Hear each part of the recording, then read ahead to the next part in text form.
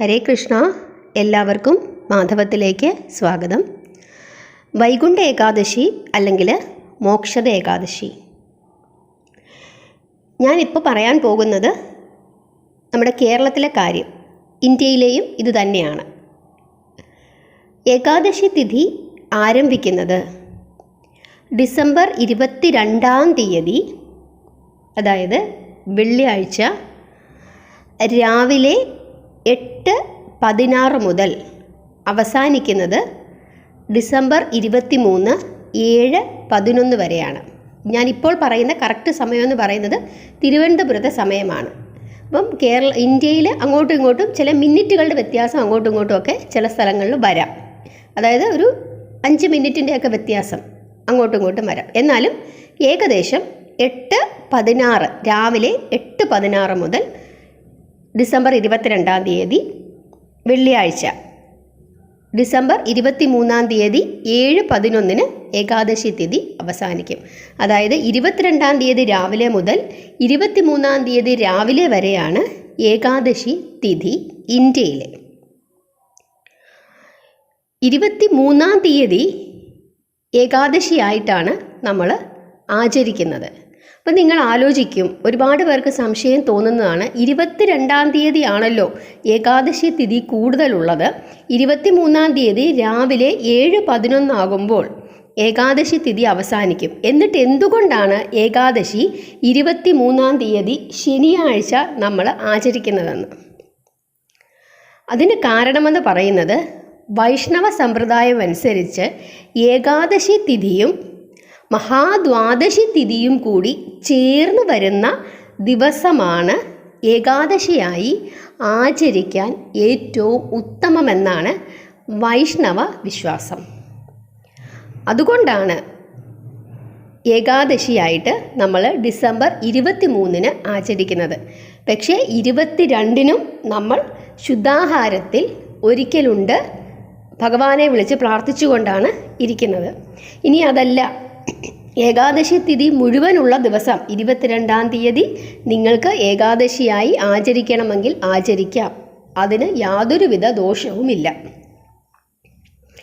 പക്ഷേ വൈഷ്ണവ സമ്പ്രദായം അനുസരിച്ച് ഏകാദശിയോടൊപ്പം അല്ലെങ്കിൽ അതിനേക്കാൾ ഒരു പടി കൂടുതലാണ് മഹാദ്വാദശിക്കും കൂടി കൊടുക്കുന്ന പ്രാധാന്യം. കാരണം അത് വളരെ ഭഗവാൻ ഏറ്റവും പ്രിയപ്പെട്ട ഒരു സമയമാണ് മഹാദ്വാദശിയും.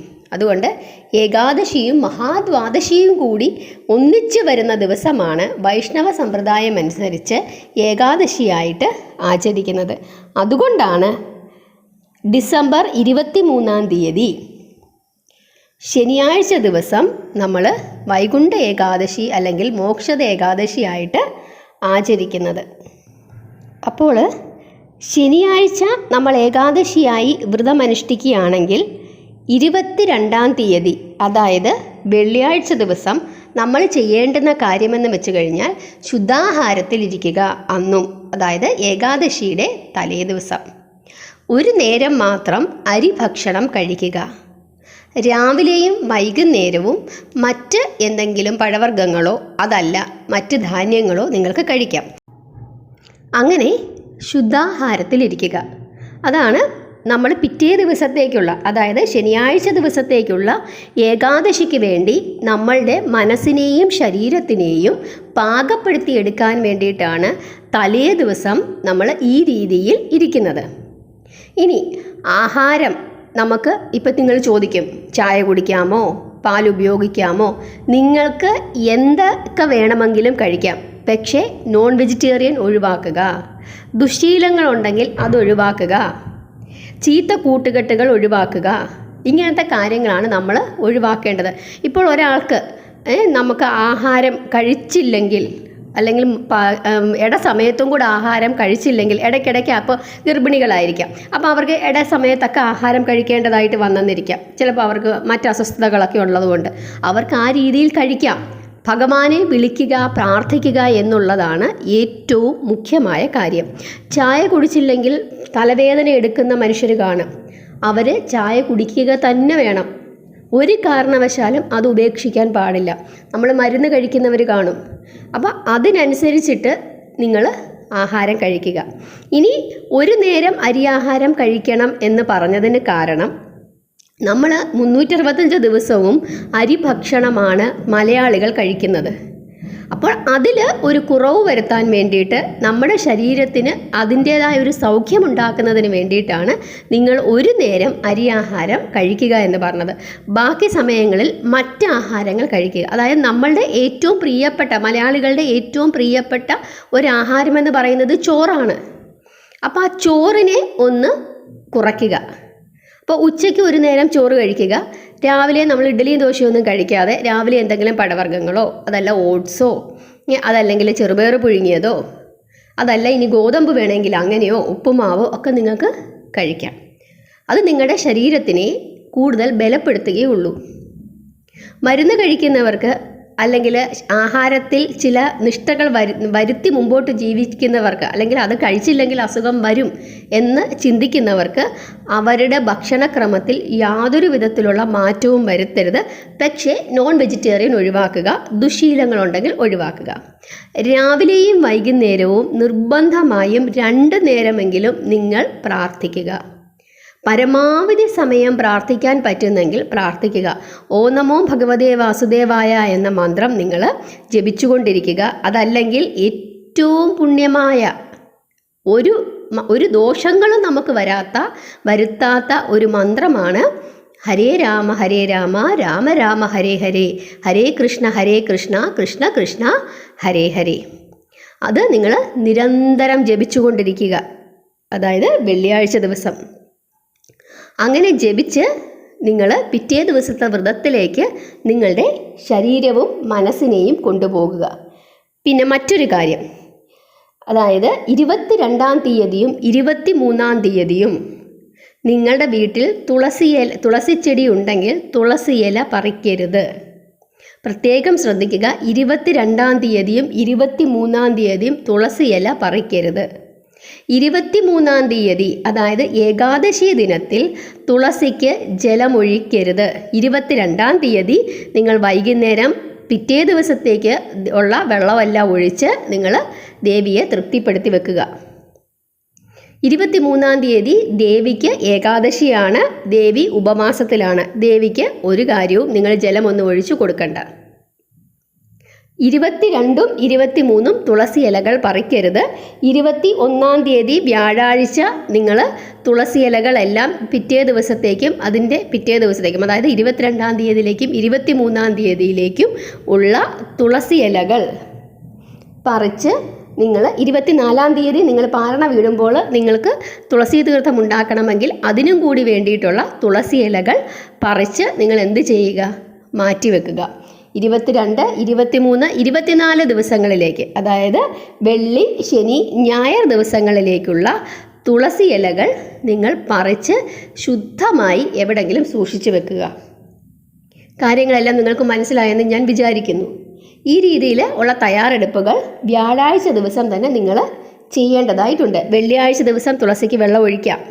വൈകുന്നേരം ദേവിക്ക് വിളക്ക് കത്തിച്ച് അതിനാവശ്യമുള്ള വെള്ളമെല്ലാം ഒഴിച്ചു കൊടുക്കുക. ശനിയാഴ്ച ദിവസമാണ് തുളസിക്ക് വെള്ളം ഒഴിക്കാൻ പാടില്ലാത്തത്, കാരണം അന്നാണ് ഏകാദശി.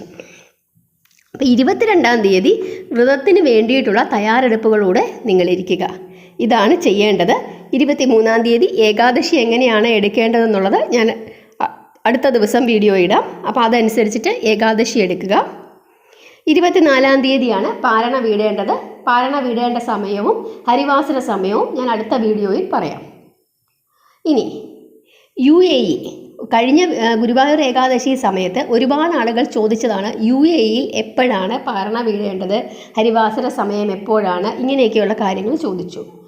UAEയിൽ ഏകാദശി തിഥി ആരംഭിക്കുന്നത് ഡിസംബർ 22-ാം തീയതി വെള്ളിയാഴ്ച ദിവസം രാവിലെ 6:46 മുതൽ ഡിസംബർ 23-ാം തീയതി രാവിലെ 5:41 വരെയാണ്. ശ്രദ്ധിക്കുക, UAEയിൽ ഏകാദശി തിഥി ആരംഭിക്കുന്നത് 22-ാം തീയതി വെള്ളിയാഴ്ച രാവിലെ 6:46 മുതൽ 23-ാം തീയതി രാവിലെ 5:41 വരെയാണ്. അപ്പോൾ അവിടെയും ഏകാദശി നമ്മൾ എടുക്കുന്നത് 23-ാം തീയതി ശനിയാഴ്ചയാണ്. പാരണ വീടേണ്ടതും ഹരിവാസര സമയവും ഇന്ത്യയിലെയും UAE-യിലെയും ഞാൻ അടുത്ത വീഡിയോയിൽ പറയാം. അപ്പോൾ അതാണ് ചെയ്യേണ്ടത്. അവരും ഇതേപോലെ തന്നെ ശുദ്ധാഹാരത്തിൽ ഇരിക്കുക. പിറ്റേ ദിവസം 23-ാം തീയതി തന്നെയാണ് അവരും ഏകാദശി എടുക്കേണ്ടത്. 23-ാം തീയതിയിലെ കാര്യം ഞാൻ അടുത്ത വീഡിയോയിലായിട്ട് ആ കാര്യങ്ങളെല്ലാം കൂടെ ഒന്നിച്ചു പറയാം. പരമാവധി സമയം ഭഗവാനെ പ്രാർത്ഥിക്കുക. ജപമാലയുണ്ടെങ്കിൽ ജപിക്കുക. നിങ്ങൾ ഒരു ജപമാല ഇല്ലെങ്കിൽ നിങ്ങളൊരു ജപമാല, കുട്ടികളുടെ ആരുടെയെങ്കിലും മാലയുണ്ടെങ്കിൽ അതിനകത്തു നിന്നൊരു 108 മണികളെടുത്ത് നിങ്ങളൊരു ജപമാല ഉണ്ടാക്കാനായിട്ട് ശ്രമിക്കുക. ജപമാല കൊണ്ട് ജപിച്ച് ശീലിക്കുക. അത് വളരെ വളരെ പ്രധാനമാണ്. അത് എപ്പോഴും നമ്മുടെ കൈകളിൽ ഇരുന്നാൽ നമുക്ക് ഒരു വിഷമം വരുമ്പോഴോ അല്ലെ മനസ്സിനൊരു സങ്കടം ഒരു അലട്ടലൊക്കെ വരുന്ന സമയത്ത് അല്ലെങ്കിൽ എന്തെങ്കിലും ഒരു പ്രതിസന്ധി വരുന്ന സമയത്ത് നമുക്കതെടുത്ത് കണ്ണടച്ച് വെച്ച് ജപിക്കാവുന്നതാണ്. ഇനി മറ്റൊരു കാര്യം, പീരീഡ്സ് ആയിരിക്കുന്നവർക്ക് ഏകാദശി വ്രതം എടുക്കാമോ? തീർച്ചയായും എടുക്കാം. നിങ്ങൾ വിളക്ക് കത്തിക്കേണ്ട, ക്ഷേത്രത്തിൽ പോകേണ്ട, തുളസി ഇലകൾ പറിക്കേണ്ട, ഇത്രയും കാര്യങ്ങൾ ചെയ്യാതിരുന്നാൽ മതി. നിങ്ങൾക്ക് രാവിലെ എഴുന്നേക്കാം.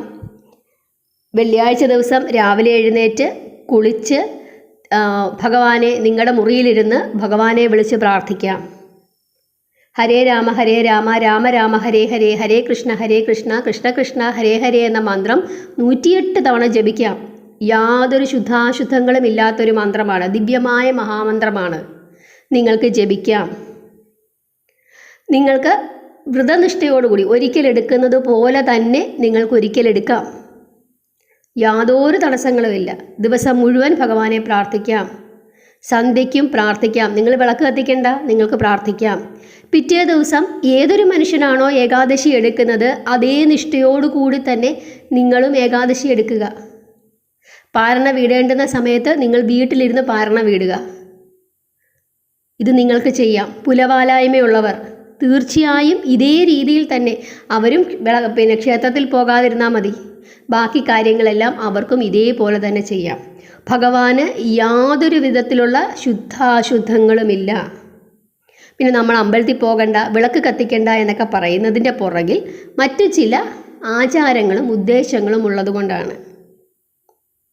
പഴയ കാലത്ത് ഉണ്ടാക്കി വെച്ച ചില സമ്പ്രദായങ്ങളാണ് അതൊക്കെ. അതിന് അന്നത്തെ കാലത്തെ ആളുകൾ അവർക്ക് അവരുടേതായ കൃത്യമായ കാര്യങ്ങളും ഉള്ളതുകൊണ്ടാണ് അവർ ആ രീതിയിൽ പറയുന്നത്. അതിലൊന്നും നിങ്ങൾ എതിർക്കാനോ ആ വിശ്വാസങ്ങളെ വേണ്ടാന്ന് വെക്കാനോ ഒന്നും പോകണ്ട.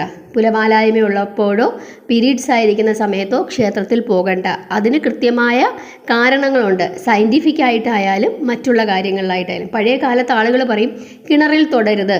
എന്തുകൊണ്ടാണ് കിണറിൽ തൊടരുതെന്ന് പറയുന്നത്? പണ്ടത്തെ കാലത്ത് വെള്ളം കോരിയാണ് മനുഷ്യർ ഉപയോഗിച്ചുകൊണ്ടിരുന്നത്. അപ്പോൾ ആ സമയത്ത് ഒരു 3-4 ദിവസം ഇങ്ങനെയുള്ള സമയത്ത് സ്ത്രീകൾക്ക് വിശ്രമം കൊടുക്കുകയാണ്. നിങ്ങൾ അവിടെ തുടരുത്, ഇവിടെ തുടരുത്, മാറിയിരിക്കുമെന്ന് പറയുന്നത്. ബാക്കിയുള്ള ദിവസങ്ങളിലെല്ലാം ഈ പാവം പിടിച്ച സ്ത്രീകൾ ഭീകരമായ രീതിയിൽ ജോലി ചെയ്യുകയാണ്. ആ സമയത്താണ് അവർക്കല്പം റെസ്റ്റ് കിട്ടുന്നത്. അപ്പോൾ അതും ഒരു കാരണമാകാം എന്ന് ഞാൻ ചിന്തിക്കുന്നു. പിന്നെ ഒരുപാട് പഠനങ്ങളും ഇതിൻ്റെ പേരിൽ നടന്നിട്ടുണ്ട്. അതുകൊണ്ട് നമുക്കറിയാൻ മേലാത്ത കാര്യങ്ങളിലൊന്നും ചെന്ന് നമ്മൾ തലയിടണ്ട.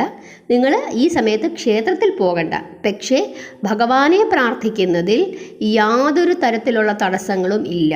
നമുക്ക് നമ്മുടെ മനസ്സിലാണ് ഭഗവാൻ. ഭഗവാന്റെ മനസ്സിലാണ് നമ്മൾ ഓരോരുത്തരും. എല്ലാ ഭക്തരും ഭഗവാന്റെ മനസ്സിലുണ്ട്. ഭഗവാൻ എല്ലാവരോടും സ്നേഹമാണ്.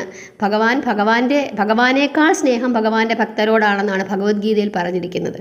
അതുകൊണ്ട് തന്നെ ഏതവസ്ഥയിലായാലും, നമ്മൾ കുളിച്ചില്ലെങ്കിലും, നമ്മൾ പല്ല് തേച്ചില്ലെങ്കിലും, നമ്മൾ എങ്ങനെ ഇരിക്കുമ്പോഴും, പുലവാലായ്മയുള്ളപ്പോഴും അല്ലെങ്കിൽ മറ്റെന്തെങ്കിലും തടസ്സങ്ങളിരിക്കുന്ന സമയത്തും എല്ലാം നമുക്ക് ഈശ്വരനെ വിളിക്കാം.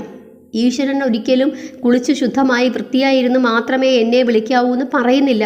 പിന്നെ നമ്മുടെ ശരീരത്തിനും മനസ്സിനും ശുദ്ധി വെച്ചുകൊണ്ട് നമ്മൾ ആ ശുദ്ധത്തിൽ ഇരുന്നു കൊണ്ട് ഭഗവാനെ വിളിക്കുന്നത് നമ്മൾ ഭഗവാനോട് ചെയ്യുന്ന ഒരു സ്നേഹമാണ്. നമ്മളെ ഒരു കല്യാണത്തിന് വിളിച്ചു, അല്ലെങ്കിൽ ഏതെങ്കിലും ഒരു ചടങ്ങിന് ഒരാൾ വിളിച്ചു, നമ്മൾ എങ്ങനെയാണ് പോകുന്നത്? വളരെ സന്തോഷമുള്ള ചടങ്ങാണെങ്കിൽ നമ്മൾ എങ്ങനെയാണ് പോകുന്നത്? നമ്മൾ നന്നായി കുളിച്ച് ഒരുങ്ങി നല്ല വൃത്തിയുള്ള വസ്ത്രങ്ങളൊക്കെ ധരിച്ച് നമ്മൾ പോകും. അതെന്തുകൊണ്ടാണ്? നമ്മളുടെ സന്തോഷമാണ് നമ്മളവിടെ പ്രകടിപ്പിക്കുന്നത്. അപ്പോൾ അതേപോലെ തന്നെ ഭഗവാനെ നമ്മൾ വിളിച്ച് പ്രാർത്ഥിക്കുമ്പോൾ, ഭഗവാന് വേണ്ടി നമ്മൾ പൂജകൾ ചെയ്യുമ്പോൾ അവിടെ നമ്മൾ എന്താ ചെയ്യുന്നത്?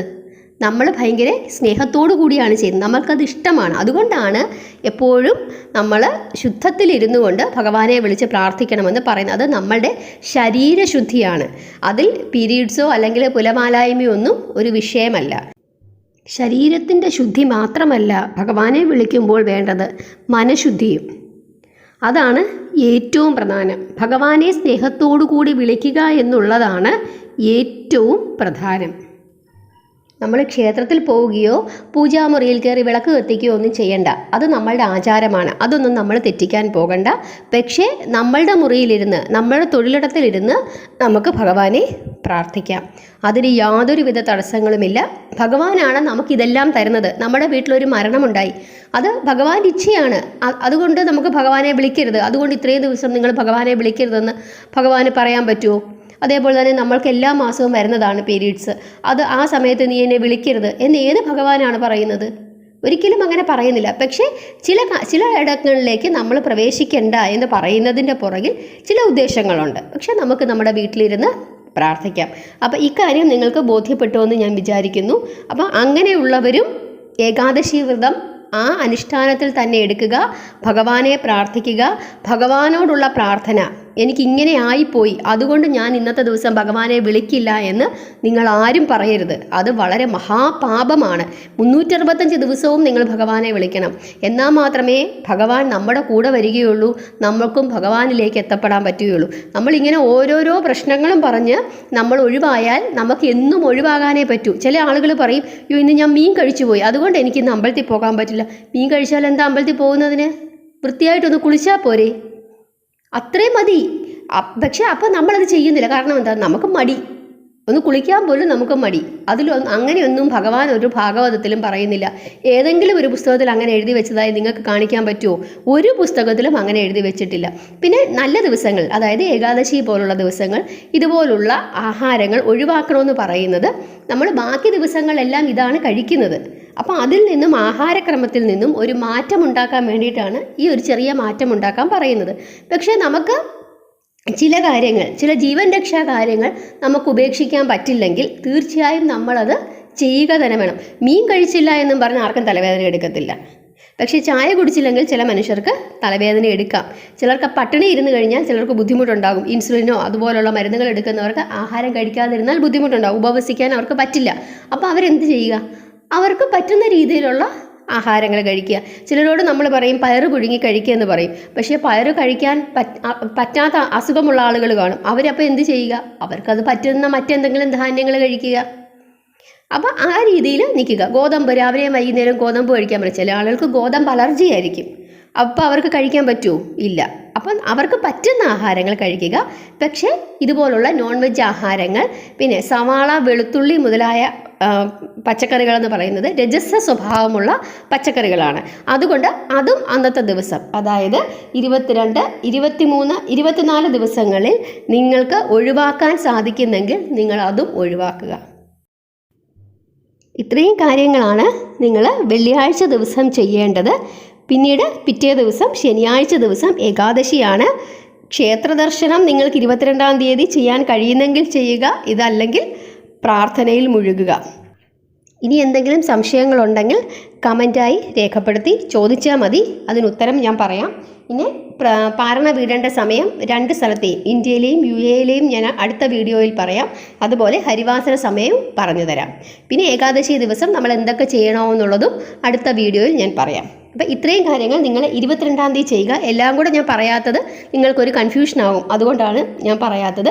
22-ാം തീയതി നിങ്ങൾ ചെയ്യേണ്ടുന്ന കാര്യം ഇതാണ്. 23-ാം തീയതിയിലേക്കുള്ള തയ്യാറെടുപ്പുകൾ. 22-ഉം 23-ഉം തുളസി ഇല പറിക്കാൻ പാടില്ല. 24-ഉം പറിക്കാതിരിക്കുന്നതാണ് ഒന്നും കൂടെ നല്ലത്. 21-ാം തീയതി തന്നെ നിങ്ങൾ തുളസി ഇലകളെല്ലാം പറിച്ച് മാറ്റി വെക്കുക. നിങ്ങൾക്ക് ഓരോ ദിവസത്തെ പൂജയ്ക്ക് ആവശ്യമുള്ളത് ശുദ്ധമായി ഒരു കവറിൽ കെട്ടി നിങ്ങൾക്ക് ഫ്രിഡ്ജിലോ അല്ലെങ്കിൽ മറ്റെവിടെങ്കിലോ സൂക്ഷിച്ച് വെക്കാം. ഇത്രയേ ഉള്ളൂ. ഹരേ കൃഷ്ണ.